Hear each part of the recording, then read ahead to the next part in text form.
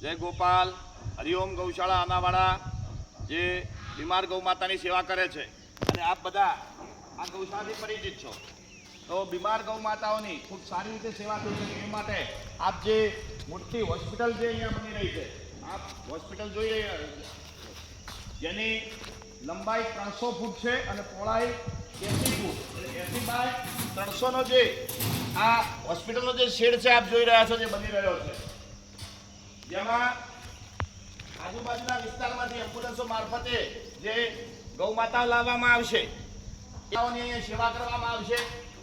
આપ જે આ શેડ જોઈ રહ્યા છો એ બીમાર ગૌ માતા માટે બની રહ્યો છે. આમાં દાતાઓના દાનની જે સરાવણી થઈ એ સરાવણીથી જ આ શેડનું નિર્માણ થયું છે. આ શેડના જે મુખ્ય દાતા છે એ પાલોદર ગામના વાસ્તાબા ભગત પરિવાર રજનીભાઈ જીવરાજભાઈ દેસાઈ પાલોદર, એમના તરફથી આમાં 41 લાખ રૂપિયા જેટલું માતબરદાન મળેલ છે.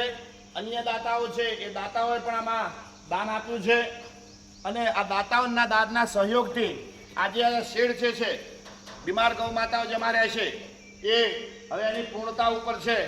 બહુ 25 દિવસની અંદર અહીંયા ગૌ માતાઓની સેવા શરૂ થઈ જશે. તો આપ પણ હરિઓમ ગૌશાળાની મુલાકાત લઈ શકો છો અને એની જે સેવા છે એ સેવાને પ્રત્યક્ષ નિહાળી શકો છો. એ સેવાની અંદર પણ આપ જોડાઈ શકો છો.